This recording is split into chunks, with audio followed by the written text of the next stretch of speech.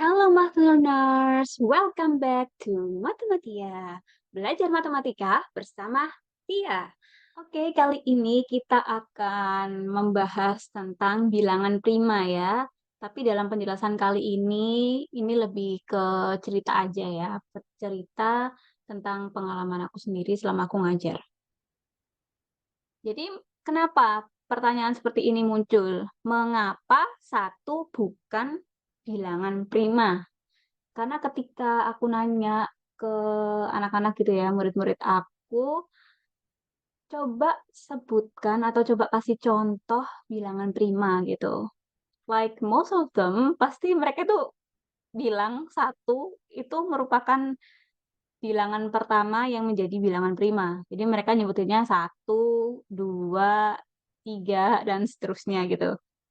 Tapi sebenarnya satu itu bukan merupakan bilangan prima. Nah, di video ini kita akan bahas alasan mengapa angka atau bilangan satu itu bukan merupakan bilangan prima ya. Oke, kita mulai aja. Nah, sebelum kita bahas mengenai definisi bilangan prima, kita ngomongin kursi dulu yuk. Jadi ini pengalaman aku waktu aku kuliah S2 dulu. By the way, aku kuliahnya S2 Matematika Terapan ya. Nah, di situ aku ada dosen yang nanya tentang definisi ya. Jadi yang kita bahas itu tentang bagaimana kita itu mendefinisikan sesuatu. Jadi beliau itu nanya definisi dari sesuatu, tapi dari kita itu nggak bisa mendefinisikan dengan benar atau secara tepat. Jadi beliau nanya, coba kalian definisikan apa itu kursi gitu ya. Intinya seperti itu. Beliau nanya, apa sih kursi itu? Gitu. Terus kita mikir kan, kita bayangin gitu bentuk kursi yang kita tahu selama itu seperti apa ya kan. Jadi benda yang biasanya kan ada kakinya 4 seperti yang ada di gambar ini. Tapi kalimat seperti apa yang paling tepat untuk mendefinisikan kursi? Nah, dari kita semua nih, para mahasiswanya itu coba ngangong-ngangong gitu, mikir apa gitu ya kan. Kita kita semua itu sudah mengutarakan pemikiran kami masing-masing mengenai definisi kursi, tapi dari semua opini kami ya, pendapat kami itu tidak ada yang tepat menurut beliau gitu. Nah, itulah kenapa sampai sekarang itu aku masih ingat, guys. Jadi di sini definisi kursi ya, pengertian. Jadi apa itu kursi? Jadi kursi itu merupakan benda yang difungsikan sebagai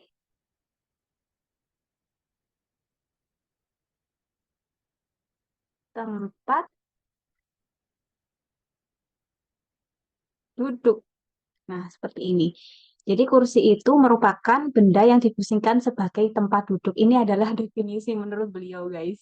Dan kita nggak ada yang memikirkan sesederhana ini. Ya kan kalau kita baca definisi dari kursi yang aku tuliskan di sini kan termasuk simpel ya, sederhana banget. Tapi kita nggak ada yang mendefinisikan sesederhana ini. Kita mendefinisikan dengan kalimat yang tentu saja lebih kompleks daripada ini ya. Dan kalau kita membaca ini, benda yang difungsikan sebagai tempat duduk, ya tentu saja kita akan berpikir, oh itu kursi, ya kan? Jadi definisi ini menurut aku sendiri ya, itu sudah tepat. Oke, next. Nah, sekarang kita bahas mengenai definisi dari bilangan prima, ya kan? Kan tadi kita sudah mendefinisikan apa itu kursi. Ya, let's say kita tadi belajar cara mendefinisikan sesuatu gitu kan. Nah, yang akan kita lakukan di sini adalah seperti kita mendefinisikan kursi itu tadi. Coba kita definisikan apa sih bilangan prima menggunakan pengertian kita sendiri gitu loh. Jangan based on textbook gitu ya. Kan kalau di buku pasti sudah ada dong bilangan prima itu apa gitu kan. Like mostly kalau aku nanya ke murid-murid aku itu juga mereka nggak bisa mendefinisikan bilangan prima itu apa. Tapi kalau disuruh ngasih contoh bilangan prima itu bilangan yang mana saja, mereka tahu. Tapi begitu disuruh mendefinisikan apa itu bilangan prima, mereka nggak bisa jawab gitu. Jadi bilangan prima di sini itu merupakan bilangan yang hanya memiliki dua faktor, di mana faktornya ini harus berbeda ya. Dan faktornya itu adalah satu dan bilangan itu sendiri. Oke, aku ulangin ya. Jadi bilangan prima itu merupakan bilangan yang hanya memiliki dua faktor yang berbeda, yaitu satu dan bilangan itu sendiri. Tuh. Jadi ini faktornya itu harus berbeda ya. Ya sebenarnya bahasan tentang bilangan ini sudah dibahas di materi teori bilangan ya harusnya ya di teori bilangan kalau di S1. Ini di S2 itu juga disinggung lagi guys mengenai bilangan prima gitu. Entah nanti itu dihubungkan dengan materi aljabar. Jadi dulu itu dibahas lagi mengenai bilangan prima ini di teori modul. Ada itu di S2 di matematika terapan ya guys ya. Kalau di kalau di prodi lain aku kurang tahu ini dibahas lagi atau enggak di S2-nya. Nah, sekarang kita berfokus untuk menjawab pertanyaan ini. Mengapa satu bukan merupakan bilangan prima? Gitu ya kan? Berdasarkan definisi yang udah aku jelaskan tadi, bahwa bilangan prima itu merupakan bilangan yang memiliki dua faktor yang berbeda, yaitu satu dan bilangan itu sendiri. Nah, kita ambil aja bilangan satu ya, atau angka satu. Nah, faktor dari satu itu berapa sih? Ya kan? Ini kita nggak ngambil faktor negatif ya, kita ambil faktor yang positifnya saja. Ini satu dan satu. Ya, karena satu itu kan bisa kita peroleh dengan cara mengalikan dua bilangan satu dengan satu itu sendiri. Dan satu ini kan sama kan, bilangan yang sama ya kan? Satu ya sama dengan satu itu sendiri. Jadi ini tidak memenuhi definisi dari bilangan prima yang tadi ya. Jadi ini tidak memenuhi guys. Nah setelah angka satu kan kita tahu ada angka dua ya kan. Kalau dua ini faktornya ya sekali lagi ini kita ngambilnya faktor yang positif saja ya, bukan faktor yang negatif.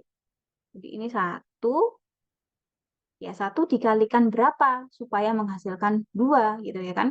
Jadi satu dikalikan dua. Nah jadi faktor dari dua yaitu satu dan dua. Apakah satu ini sama dengan dua? Tentu saja tidak ya. Jadi ini satu itu berbeda dengan dua. Nah, karena dua ini memiliki dua faktor yang berbeda, yaitu satu dan dua, di mana dua ini adalah bilangan itu sendiri kan, bilangan yang kita cari faktornya tadi. Jadi ini sudah memenuhi ya. Jadi angka dua ini sudah memenuhi definisi bilangan prima. Selanjutnya angka 3 ya kan, kita ambil angka 3. Nah, kalau angka 3 di sini tentu saja 3 itu habis dibagi satu ya. Jadi satu merupakan faktor dari 3. Kemudian satu dikalikan berapa supaya menghasilkan 3? Tentu saja dikalikan dengan 3. Jadi faktor dari 3 yaitu satu dan 3, di mana satu ini berbeda dengan 3. Oleh karena itu, 3 ini ya juga memenuhi definisi bilangan prima ya, sehingga angka 3 ini merupakan salah satu bilangan prima. Kemudian kita ambil 4 ya. Nah, ini kita ambil angka yang berurutan saja, 4. Nah, kalau 4 tentu saja habis dibagi 1. Ini 1 dikalikan berapa supaya menghasilkan 4? 4 itu sendiri. Ini 1 dan 4. apakah 4 ini bisa dibagi dengan bilangan lain yang lebih kecil? Tuh. Nah, ini kita gunakan warna yang lain ya, untuk menuliskan faktor yang lain.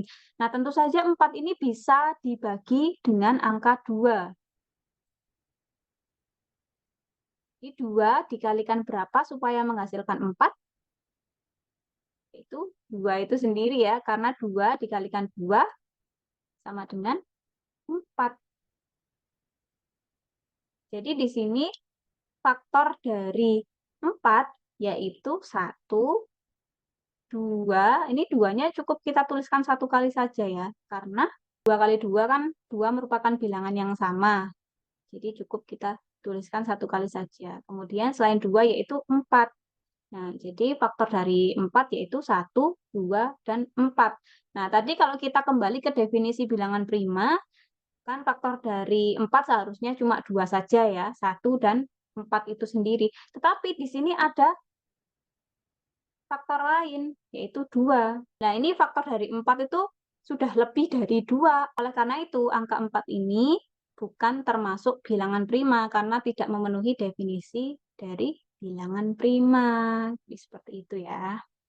Sekarang kita ambil contoh lain yang bukan bilangan prima. Kita ambil saja 6 ya. 6. Nah, kalau 6 ini ya pasti bisa dibagi oleh 1, kemudian 1 dikalikan berapa supaya menghasilkan 6, yaitu 6 itu sendirian. Nah, jadi 1 dan 6 ini merupakan faktor dari 6. Kemudian selain itu, apakah angka 6 ini bisa dibagi oleh bilangan yang lain? Ya, tentu saja bisa ya. Kan ini 6 dibagi 2 gitu ya kan. Nah, 2 dikalikan berapa supaya menghasilkan 6? Itu 3. Jadi 2 dan 3 ini juga termasuk faktor dari 6. Oleh karena itu, di sini kalau kita disuruh menuliskan faktor dari 6, yaitu 1, 2, 3, dan 6. Karena 6 di sini memiliki 4 faktor yang berbeda, ya kan? Ya, ini sudah melebihi definisi bilangan prima malahan ya. Kalau bilangan prima itu maksudnya melebihi di sini itu bilangan prima tadi kan hanya memiliki 2 faktor yang berbeda, sedangkan angka 6 ini memiliki 4 faktor yang berbeda. Oleh karena itu, angka 6 ini tidak termasuk bilangan prima. Oke, gimana nih teman-teman? Sudah paham bedanya yang mana bilangan prima dan mana yang bukan bilangan prima? Oke, bisa ya. Oke, jadi di sini sudah terjawab ya alasan mengapa 1 bukan merupakan bilangan prima. Karena 1 hanya memiliki faktor 1 itu sendiri, ya kan? Hanya 1 faktornya. Jadi tidak bisa dikatakan bahwa 1 itu merupakan bilangan prima. Jadi faktornya itu harus berbeda ya. Harus 2 dan berbeda. Oke, ini kita hapus terlebih dahulu. Kemudian kita masuk di bagian kesimpulan. Jadi kesimpulan dari video kali ini, bilangan prima itu adalah bilangan yang memiliki 2 faktor berbeda, yaitu 1 dan bilangan itu sendiri. Nah, contohnya 2, 3, 5, 7, 11, 13, 17, 19, dan seterusnya. Ini masih banyak lagi ya bilangan prima yang lebih besar. Nah, pasti ada yang nanya lagi nih. Misalkan selain bilangan prima ini, nah kita ambil aja angka 6 ya, tadi yang sudah kita ambil sebagai contoh. Kalau angka 6 itu termasuk bilangan apa? Kalau bukan merupakan bilangan prima, jadi termasuk bilangan apa? Oke, satu pertanyaan itu aja. Coba dibuat sebagai kuis ya untuk video kali ini. Untuk jawabannya bisa kalian tuliskan di kolom komentar ya. Nanti kalau ada teman-teman yang mau bahas tentang bilangan tersebut, boleh banget nanti dibuatkan video yang pisah ya. Oke, untuk video kali ini kita cukupkan sampai di sini. Terima kasih banyak buat teman-teman yang mau menonton video ini sampai akhir. Semoga video ini bermanfaat ya bagi teman-teman yang belajar matematika dasar. Semoga video ini bermanfaat bagi kita semuanya. Kalau kalian menyukai video ini, jangan lupa klik tombol like-nya. Kalian juga bisa subscribe dan jangan lupa aktifkan notifikasinya supaya kalian tidak ketinggalan video-video terbaru dari aku. Kalian juga bisa share video ini ke seluruh sosial media yang kalian punya. I'll see you on my next video. Bye!